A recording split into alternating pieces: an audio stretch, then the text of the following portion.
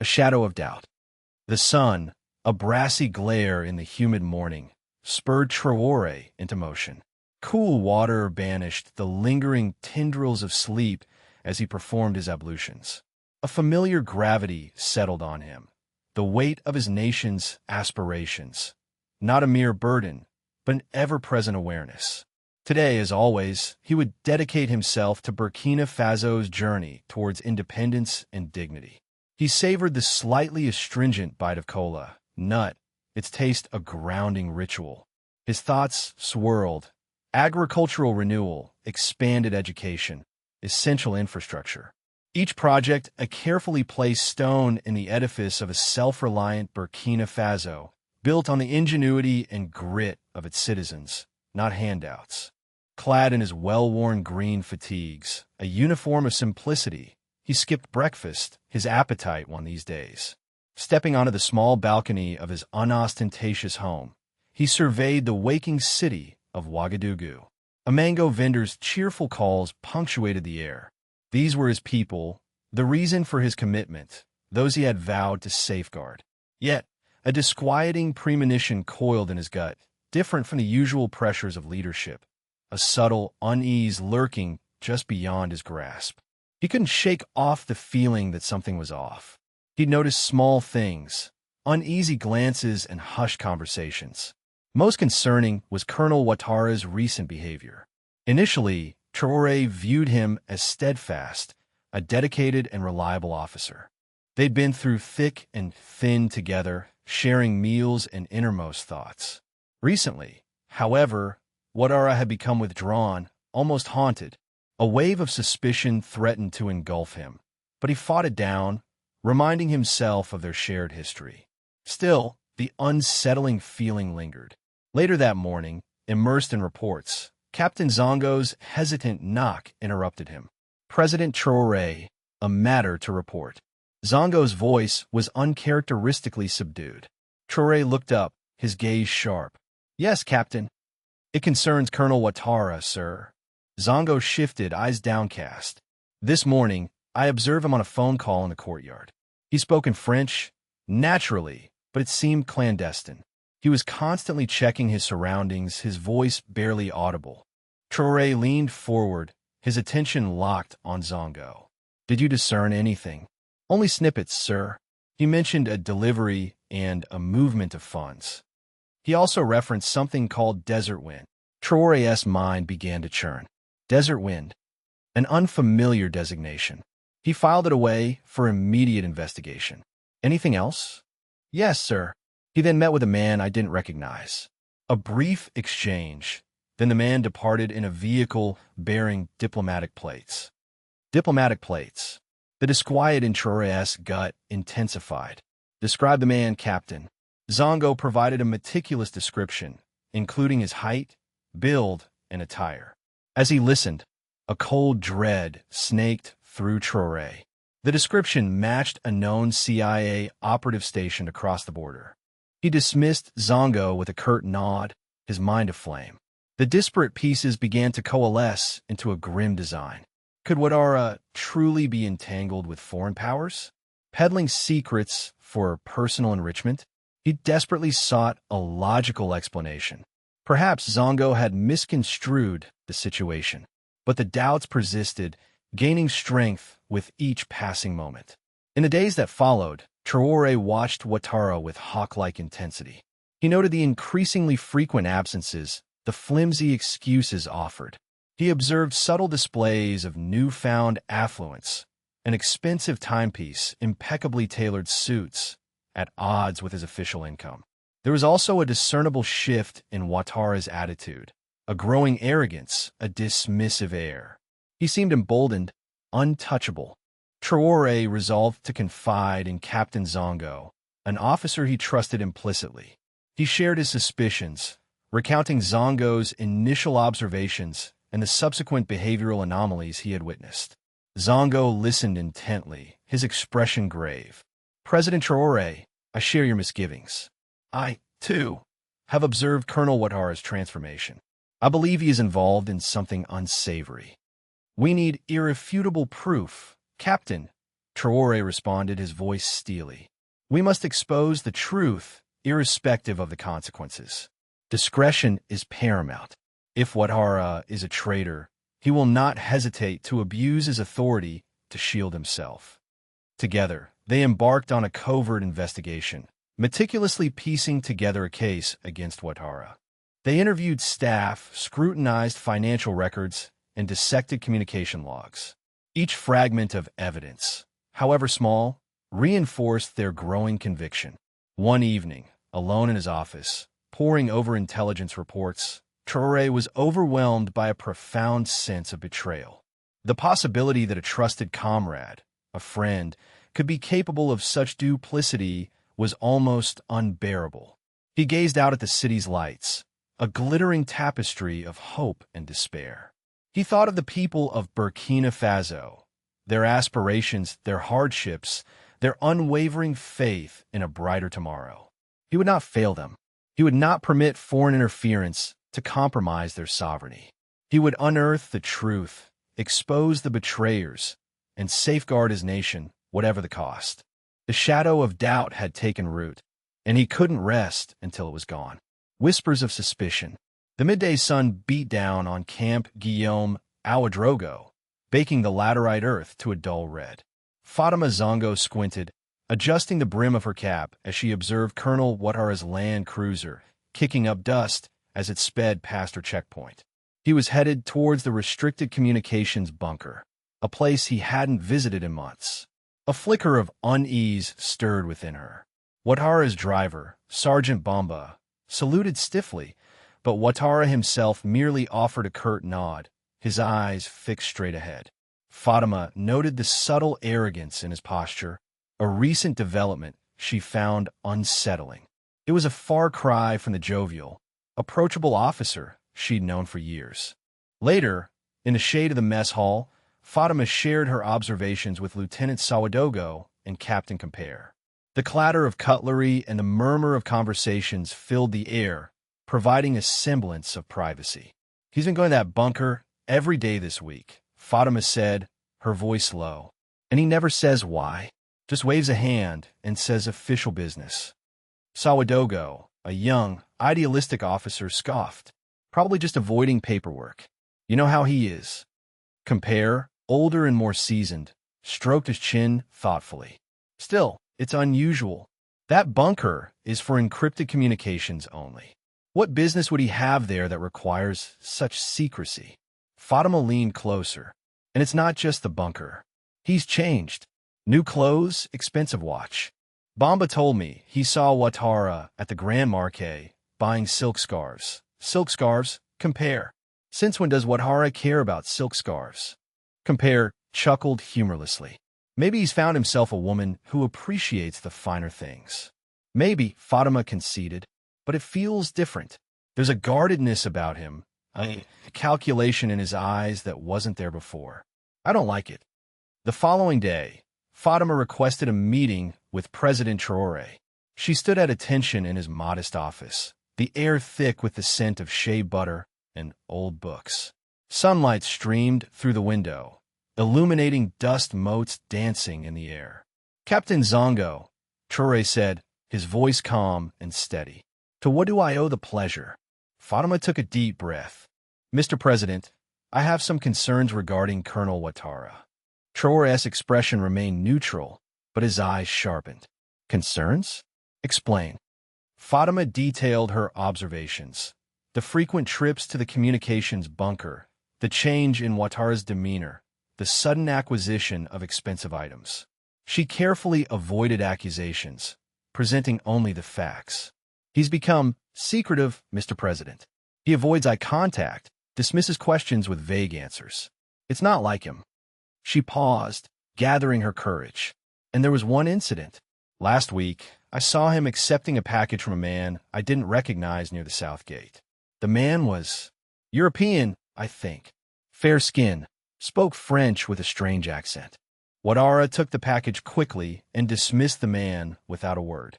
Traoré steepled his fingers, his gaze unwavering. "Did you get a good look at the man?" "Only a glimpse, Mr. President. But I remember his eyes. Cold, calculating. Traoré remained silent for a long moment, his gaze fixed on a point beyond Fatima's shoulder. The only sound was the rhythmic ticking of a grandfather clock in the corner of the room. Finally, he spoke, his voice barely a whisper. "Thank you, Captain Zongo. You have done your duty. I will look into this matter." He rose from his desk, a subtle signal that the meeting was over. Fatima saluted smartly and turned to leave, the weight of her suspicions settling heavily on her shoulders. She had planted a seed of doubt, a seed that she prayed would not blossom into something poisonous. The secret investigation. The weight of Fatima's intelligence crashed upon Ibrahim. He spun in his creaking chair, the aged leather sighing beneath him, and gazed at Ouagadougou bleeding into twilight. The sun dipped, splashing ochre and amber across the cityscape. A deceptive facade masking the viper's nest he feared had taken root within his government. Could Amadou, comrade and confidant, truly be capable of such perfidy? The notion stung. He kneaded his brow as a headache blossomed behind his eyes. Fidelity was the keystone of their hard-won republic. Without it, everything collapsed. "You grasp the magnitude of these claims, Captain Zongo," he murmured, his tone grave. Fatima stood ramrod straight. "Completely, Mr. President. Amadou and I, our bond has been forged in fire. Blood spilled, victories hard won. To conceive of him betraying the nation, I struggle with it."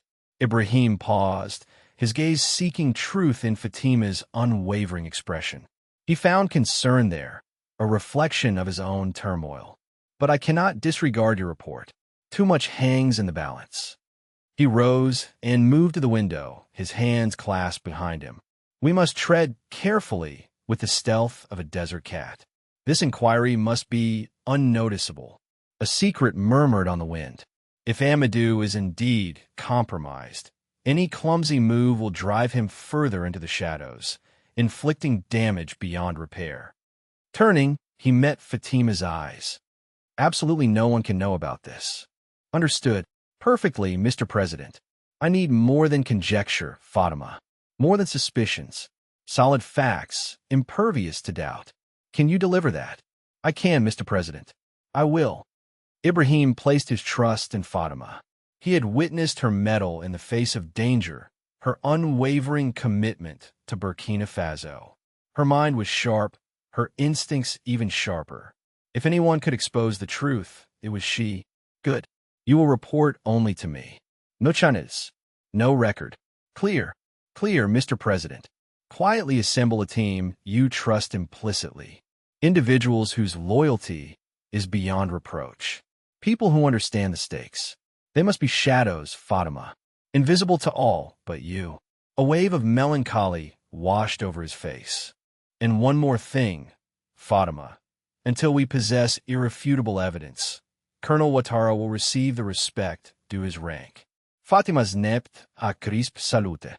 "Yes, Mr. President." Dismissed, she exited the office, the weight of her new assignment settling on her like a shroud. Back in her own domain, the air conditioning's drone provided little solace for her agitated thoughts. She slumped at her desk, the blank computer screen mirroring her own uncertainty. Who to enlist? A wrong choice could prove catastrophic. She needed individuals who were not only adept, but utterly dedicated to the principles of their revolution. She snatched up the phone and punched in a number. "Give me Sergeant Moussa Diallo." Moussa, a stoic veteran of few words, but unyielding integrity. He'd fought alongside Fatima in the north, staring down jihadist aggression without flinching. He was her first pick. Next, she sought Lieutenant Ida Konate, a rising star within intelligence, known for her incisive mind and scrupulous attention to detail. She was also fiercely self-reliant and immune to corruption. Finally, she required someone skilled in the art of clandestine operations. Her mind drifted towards Corporal Jean-Baptiste Zingrana, a master of disguise and infiltration, a chameleon capable of seamlessly blending into any setting. Within the hour, the three officers had gathered in Fatima's office. She shut the door and lowered her voice to a near whisper. "I've summoned you because I require your assistance with a matter of extreme sensitivity." one demanding absolute discretion and unwavering allegiance. She scanned their faces. What I am about to disclose must remain within these walls. Fatima sketched the situation, omitting the name of their suspected traitor. She spoke of potential disloyalty, breaches of security, the looming threat to their nation's stability. She noted their reactions. Mouse's impassivity, his eyes narrowed in concentration. Ida's furrowed brow. Jean-Baptiste's sharp, intent gaze. "I need you to help me unearth the truth," Fatima declared, her voice steel-edged. "I need you to be my eyes and ears. I need you to be unseen." Musa gave a slow nod. "You have my word, Captain." Ida affirmed with quiet resolve. "I'm in." Jean-Baptiste flashed a grin. His dark face momentarily brightened.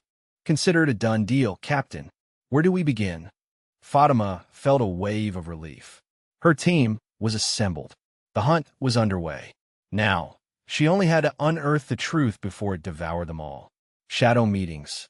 The stifling heat of Ouagadougou pressed down as Zongo adjusted the focusing ring on her binoculars.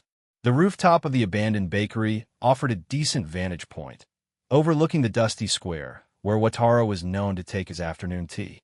Musa, ever the pragmatist, swatted away a persistent fly. "Are you sure this is the place, Captain? We've been roasting here for hours." "Patience, Musa," Zongo replied, her voice low and steady. "Ouattara is a creature of habit, and habit, as they say, is a spider's web for the unwary." Ida, perched beside them with a notebook, murmured, "His driver was spotted circling this area earlier this week." Zongo scanned the square again, her gaze sweeping over the fruit vendors, the chattering students, the lounging men playing drafts. Nothing seemed out of place. Then she saw it. A black sedan, its windows tinted, pulled into a side street a block away. Ouattara's driver. "He's here," she announced, her grip tightening on the binoculars. A few minutes later, Ouattara emerged from a tailor shop, his usually impeccable uniform slightly rumpled. He glanced around furtively, then slipped into the sedan. Zongo relayed the information to Jean-Baptiste, who was tailing them in an unmarked Peugeot. The sedan led them to a dilapidated warehouse on the outskirts of the city, a place that reeked of decay and forgotten dreams. Zongo's team took up positions, using the crumbling walls and overgrown vegetation as cover. Through her binoculars, Zongo watched Ouattara enter the warehouse. A wave of unease washed over her. This felt wrong. Too clandestine. Too deliberate. 20 minutes passed. Then, two men emerged from the warehouse. One was tall and gaunt, with sharp features and a condescending smirk. He wore an expensive suit that seemed out of place in this desolate setting. Jean-Pierre Dubois, Zongo remembered from the file. The other was stockier, with close-cropped hair and a calculating gaze. Marcus Johnson. They spoke briefly with Ouattara, their voices too low to be heard. Zongo zoomed in, focusing on their hands. Dubois passed a briefcase to Ouattara. Johnson handed over another. The briefcases were identical, sleek and black. Ouattara's face was flushed, a mixture of excitement and apprehension. He gripped the briefcases tightly, his knuckles white. He said something, his tone obsequious, and Dubois chuckled, a harsh, unpleasant sound that carried on the wind. Johnson simply nodded, his expression unreadable. The men turned to leave, disappearing into a waiting vehicle. Ouattara lingered for a moment, gazing at the briefcases with undisguised avarice. Then, he turned and re-entered the warehouse. Zongo lowered her binoculars, her mind racing. This was it, the evidence they needed. But the scene felt incomplete. The exchange was too simple, the meeting too brief. There was something else, something hidden beneath the surface. "Did you get all that?" she asked, turning to Ida. Ida nodded, her fingers flying across the keyboard of her laptop. Clear images of the briefcases, the men, and Ouattara accepting the packages. "Audio is a little fuzzy, but we can enhance it later." Musa spat on the ground. "Briefcases? What's in them? Money? Drugs? Information," Zongo said grimly. "And promises. Promises that Ouattara clearly finds very tempting." She paused, her gaze fixed on the warehouse. We need to know what's in those briefcases, and we need to know what Ouattara is planning to do with them.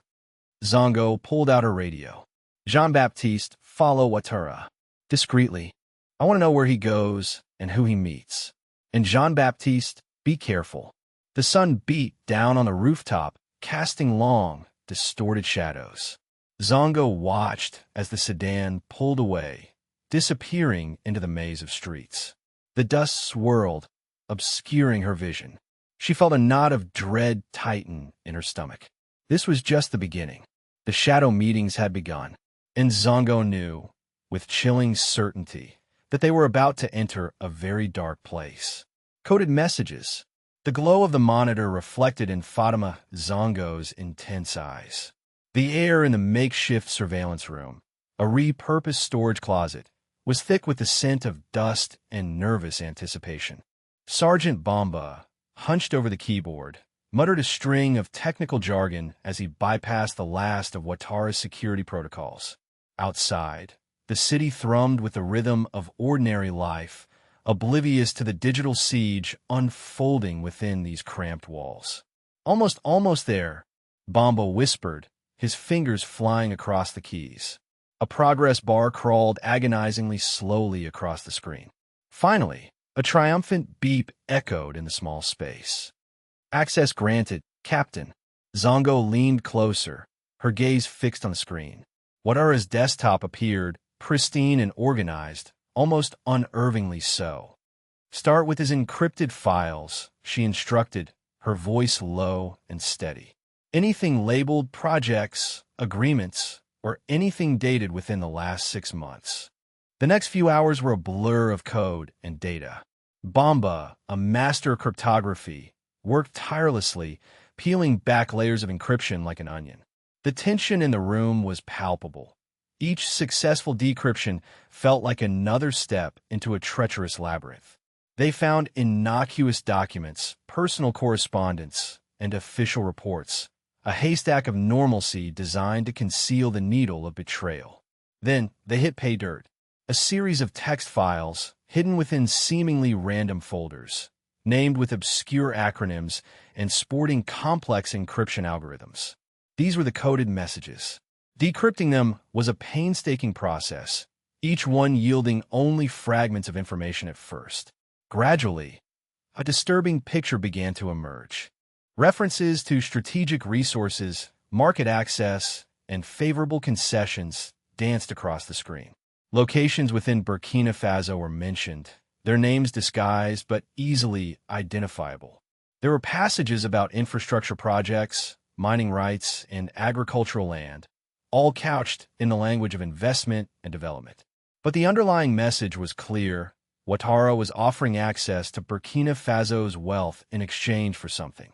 Zongo felt a cold dread creeping in her heart. This wasn't just a simple case of corruption. This was a systematic betrayal of the nation.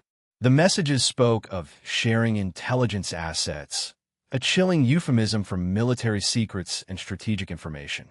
There is even a veiled reference to contingency plans, suggesting a destabilization scenario. Show me the geographical coordinates, Zongo said, her voice tight. Bamba quickly pulled up a map and overlaid the coordinates mentioned in the messages.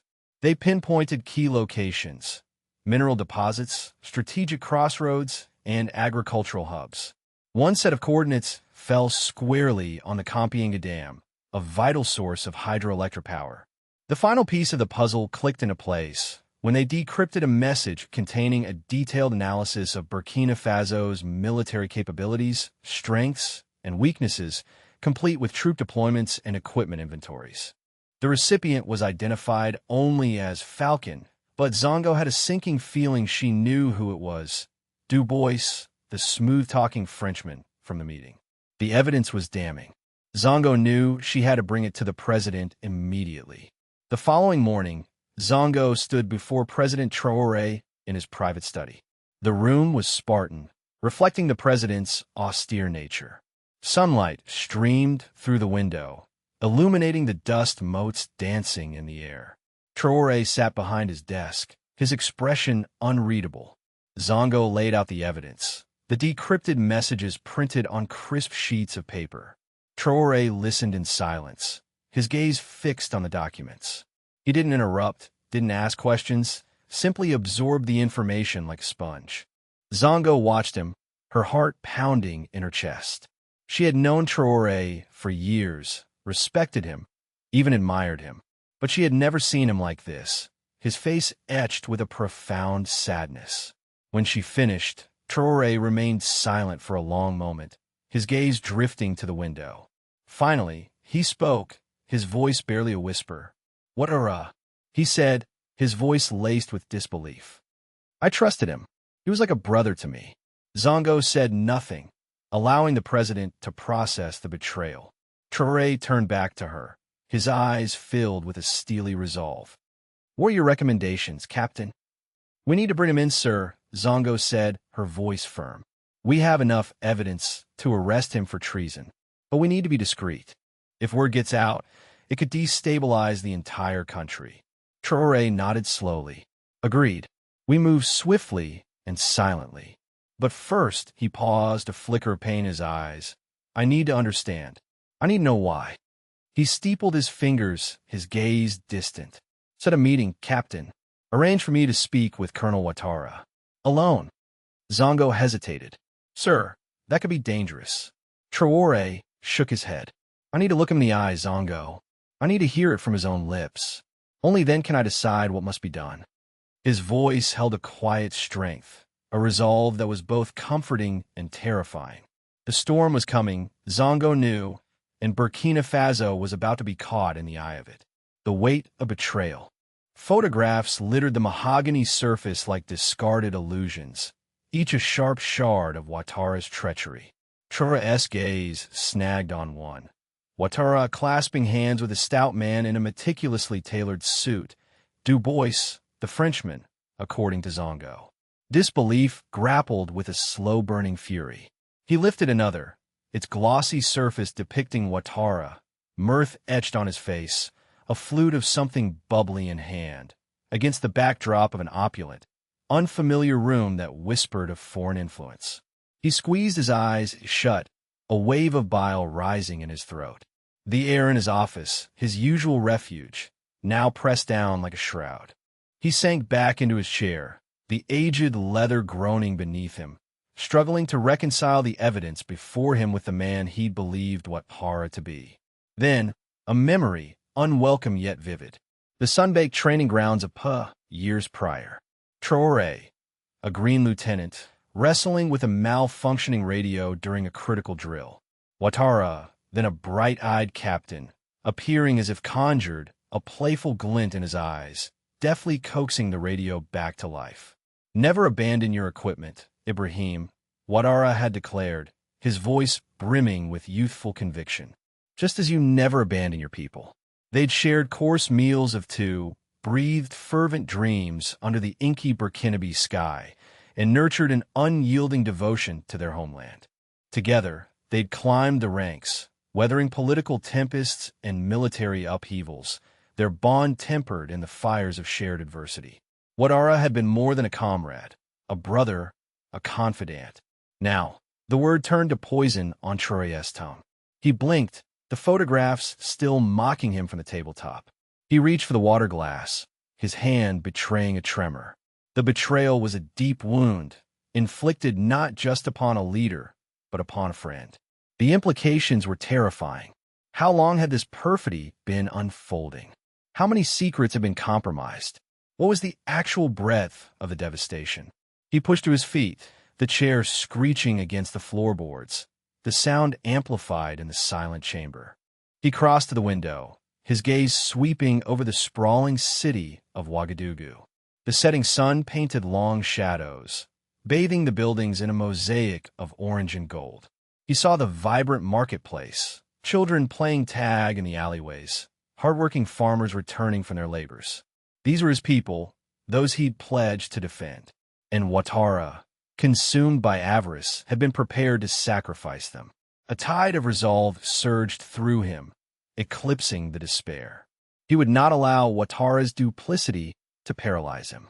He would not permit outside interests to exploit his nation's vulnerabilities.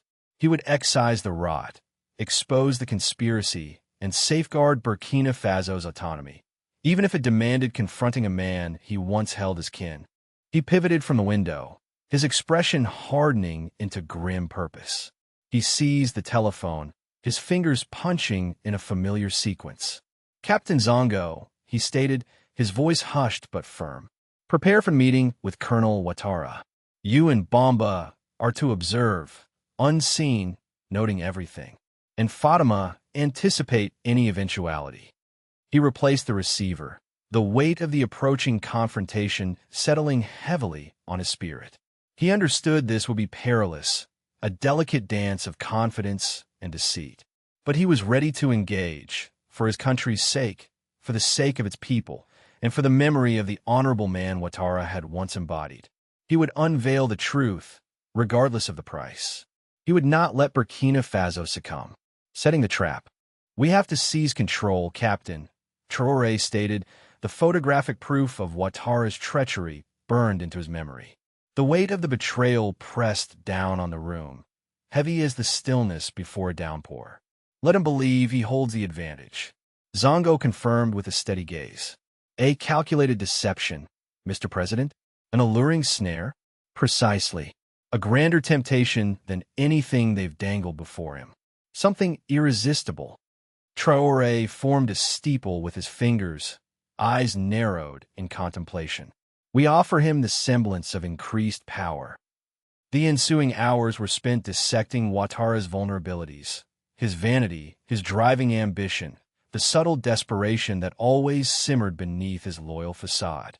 They designed a scenario where Traoré, seemingly swayed by Ouattara's supposed tactical genius, would propose a governmental reshuffle. The creation of a special envoy position, granting Ouattara unprecedented sway over fiscal policy and foreign affairs. "It must ring true," Zongo cautioned. "He understands your principles, your commitment to the nation. He'll suspect a fabrication if it's too seamless." "Then we initially make it arduous," Traoré responded with a humorless smile. "We float the concept as a regrettable necessity, a temporary measure to stabilize the economy during these uncertain times." He paused, considering his words. "I will voice concerns. I will project reluctance. I will even consult with you and Bamba, ostensibly to solicit your perspectives, but in reality, to gauge Ouattara's reaction." The choice of venue was deliberate. A private dining room within the Hotel Independence, familiar ground for Ouattara, where he'd previously engaged with foreign contacts. The space was meticulously stripped of any hostile surveillance, replaced with their own far superior equipment. Concealed microphones nested within the elaborate chandeliers, while cameras lurked behind portraits of former leaders. Zongo took personal charge of security. She assembled a cadre of her most trusted officers, men and women whose allegiance lay solely with Burkina Faso, not with any individual. They were strategically positioned throughout the hotel, disguised as waiters, kitchen staff, even guests. The hotel personnel, discreetly briefed about the operation, were instructed to observe and report any deviations. As the appointed day drew closer, tension ratcheted tighter. Traoré honed his performance, practicing the inflections of reluctance, the manufactured admiration, the subtle hints that would expose his true intentions.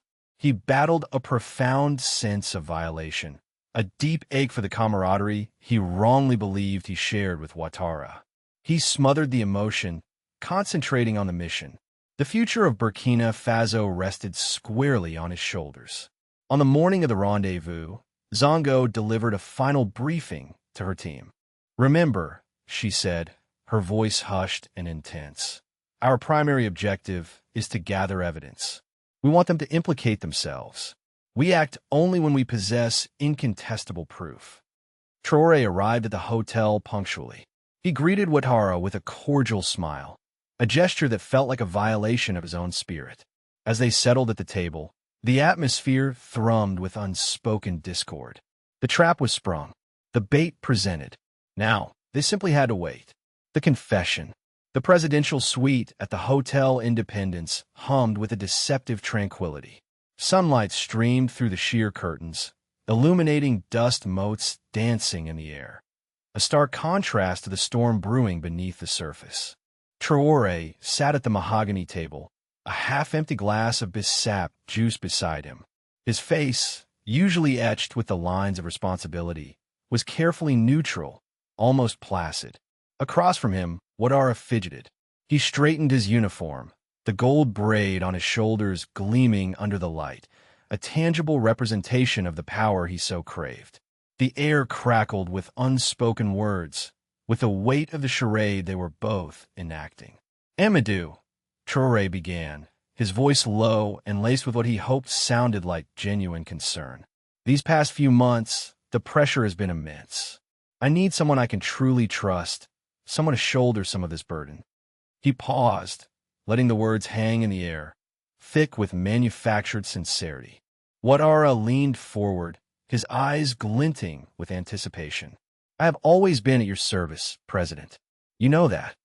Traoré sighed, a carefully practiced sound of weariness. "And I am grateful. That is why I have been considering this special envoy position. It would grant you significant autonomy, direct access to international negotiations, control over key resource allocations." He trailed off, watching Ouattara's reaction with unwavering focus. The bait had been cast. Now, to see if the fish would bite. Ouattara's smile widened, a subtle but unmistakable expression of triumph.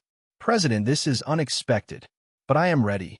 I have always believed in your vision for Burkina Faso, and I am prepared to defend it on any stage." The words rang hollow, lacking the conviction they once held.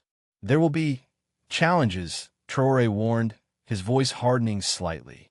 "Foreign powers will attempt to influence you, to sway your decisions. You must remain steadfast." Ouattara chuckled, a low, confident sound. "Influence me? President, they already know who holds the real power. They understand that I am the key to unlocking Burkina Faso's potential." He paused, then leaned in conspiratorially, lowering his voice. "They have made promises, President, promises that will benefit not just me, but the entire nation." Traoré's fingers tightened around his glass. This was it, the moment of truth. He swallowed, forcing himself to maintain his composure.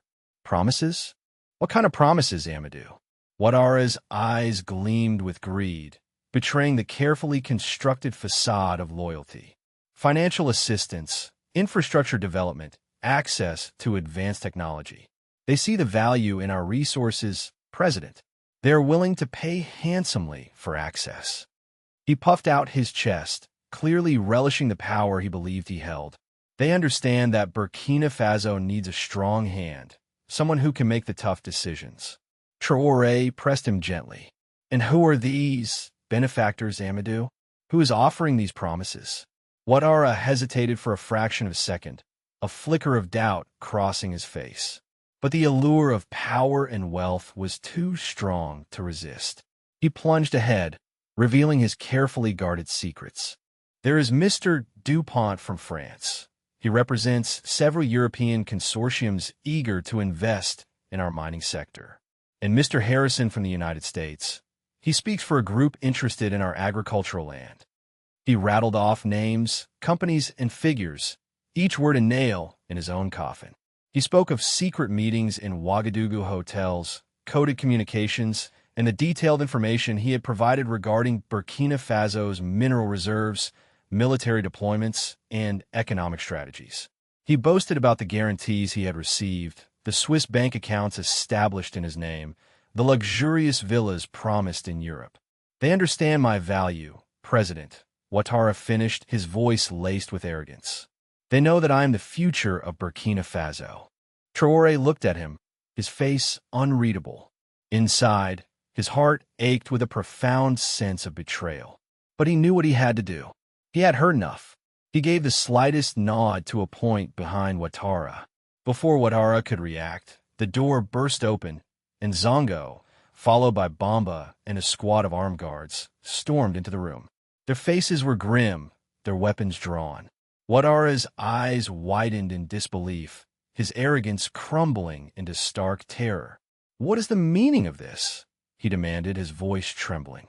Zongo stepped forward, her gaze unwavering. "Amadou Ouattara, you're under arrest for treason against the state of Burkina Faso." The color drained from Ouattara's face. He looked from Zongo to Traoré, desperately searching for an explanation, a reprieve. But Traoré's face was impassive, his eyes filled with a cold, resolute determination. "Ibrahim," Ouattara stammered, his voice barely a whisper. "What have I done?" Traoré rose from his chair, his movements slow and deliberate. He walked towards Ouattara, his gaze unwavering. "You have betrayed your country, Amadou. You have sold your soul for greed and ambition. And now, you will face the consequences." Justice served. The air in the presidential guest house thrummed with avarice, thick enough to taste. Ouattara, his face feverish with ambition fulfilled, reached for the briefcase Jean-Pierre Dubois nudged across the gleaming surface. The buttery leather yielded to his touch, a tactile herald of the lavish existence he coveted.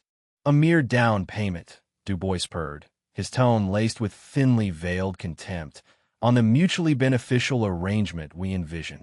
Marcus Johnson mirrored the gesture, proffering an identical valise with a smile as sharp as shattered glass. "Consider it an early stake in a predictable future." Ouattara's gaze flickered between them, a tremor of disquiet momentarily eclipsing his lust for power. The nonchalance with which they dispensed such fortunes, their breezy dominion over Burkina Faso's destiny, sent a chill crawling up his spine. But the siren's song of influence, the imagined weight of riches yet to come, swiftly smothered any nascent qualms. He stood poised on the precipice of consequence, a man capable of shaping his own fate. Then the doors exploded inward.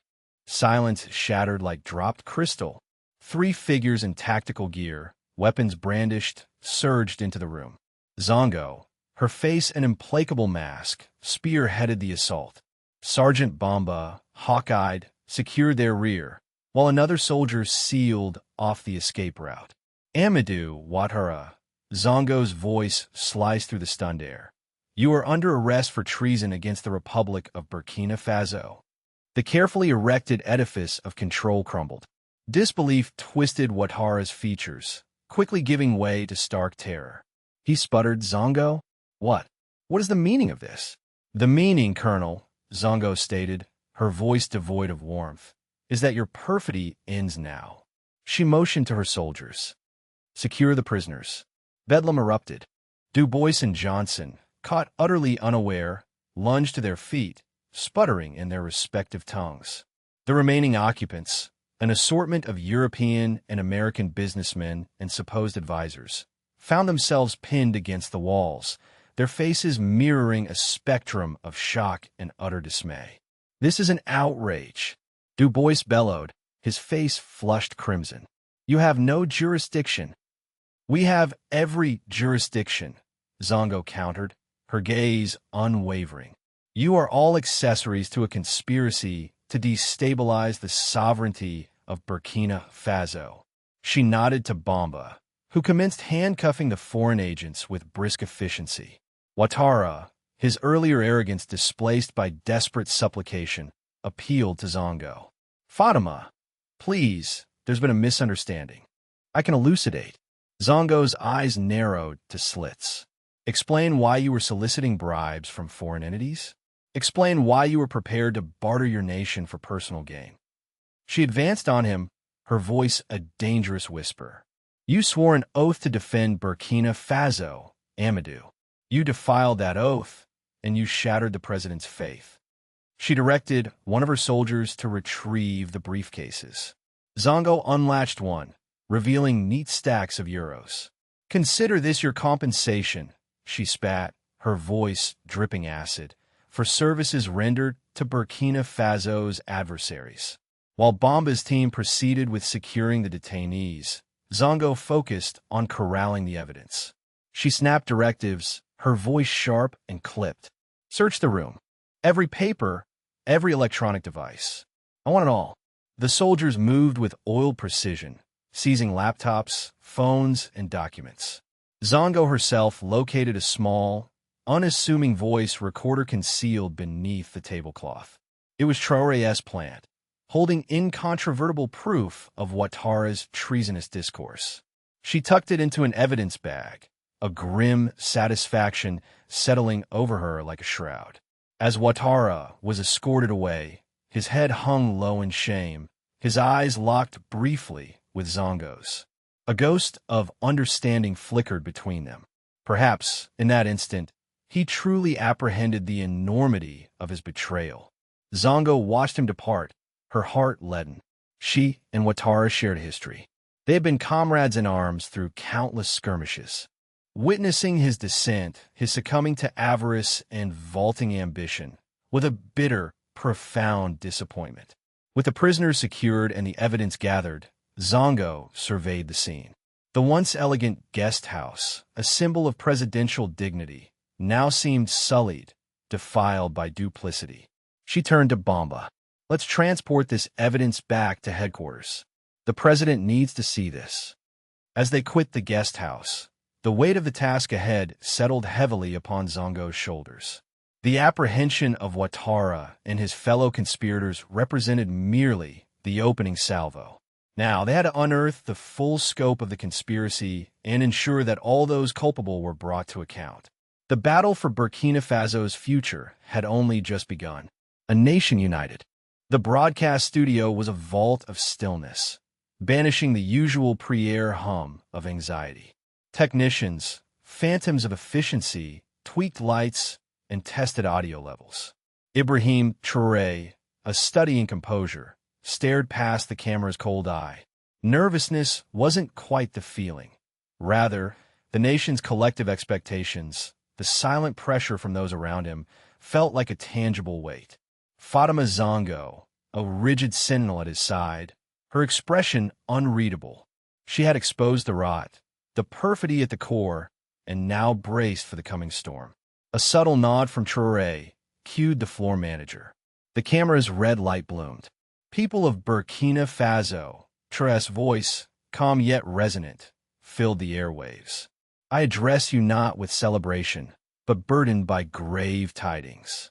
A treachery has been unearthed, festering within our nation's heart, threatening the very bedrock of our sovereignty. He paused, allowing the weight of his words to settle upon the nation. The studio's low thrum became a jarring counterpoint to the moment's gravity. Recent weeks, he continued, his tone hardening, have yielded compelling evidence suggesting that Colonel Amadou Ouattara, once a trusted comrade, has committed acts of profound betrayal. A collective intake of breath swept through the control room. Zongo remained stoic. Traoré indicated to an aide, who placed a damning dossier on the table. We possess incontrovertible proof of Colonel Ouattara's clandestine dealings with foreign operatives. We have transcripts of meetings, documents outlining agreements, promises bartered for influence, power, and riches at the cost of our nation's liberty. The screen behind him flickered to life, displaying photographic evidence of Ouattara meeting with Pierre Dubois and John Johnson, each image a nail in the coffin. Audio snippets, translated into French and more, echoed across the nation. Ouattara's voice, once synonymous with revolutionary zeal, now dripped with deceit. The evidence was stark, undeniable. As the last recording dissolved into silence, Traoré spoke again, a note of profound disappointment in his voice. These individuals, he stated, gesturing to the images, represent forces seeking to dictate our future, to exploit our resources, to erode our sovereignty. They sought to manipulate Colonel Ouattara, turning him into a mere pawn in their avaricious game. Within hours, the predictable chorus of denials erupted. Embassies released crafted statements. Spokespersons held forth at press conferences, each vehemently rejecting any involvement in destabilizing Burkina Faso. The French Foreign Ministry dismissed the accusations as groundless and preposterous. The American State Department deemed them entirely without substance. Traoré, anticipating this, had prepared his response. The following morning, in a second broadcast, he revealed further damning evidence. Bank records displaying transfers into Ouattara's offshore accounts. Email exchanges detailing precise instructions and demands. Internal strategy memos outlining methods for influencing public sentiment. They deny involvement, Traoré declared, his voice steady and resolute. They feign innocence, but the truth resounds within the evidence itself. Their denials will not silence us. Their threats will not intimidate us. We will not permit them to compromise our sovereignty. Then, addressing the Burkinabe people directly, his words pulsed with unshakable conviction. My brothers and sisters, we stand at a critical juncture, a moment fraught with peril. Yet, it is also a moment rife with unparalleled opportunity. A chance to reaffirm our dedication to our nation, to our values, and to our destiny. They believed they could fracture us. They believed they could purchase us. They underestimated the fortitude of our spirit, the depth of our resolve. His voice swelled with passion as he continued. We are the inheritors of Thomas Sankar's vision. We are the custodians of a legacy of resistance. We will not yield to foreign powers. We will not forsake our principles. United, we shall stand, shoulder to shoulder, defending our nation against every threat, both internal and external. His words ignited a wildfire of patriotism across the land. Spontaneous gatherings surged in Ouagadougou and Bobo Dioulasso. Citizens flooded the streets, brandishing the national flag and chanting defiant slogans. Traoré, Traoré, Burkina Faso, Burkina Faso.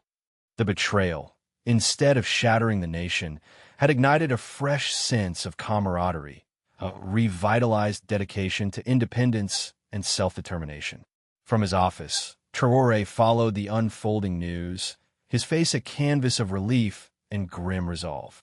Zongo stood silently vigilant, her presence a constant reminder of freedom's cost. It has begun, Traoré murmured, more to himself than to her. The healing, the reconstruction, the path will be arduous, but we shall triumph. For we are Burkina Faso, and we shall not be broken.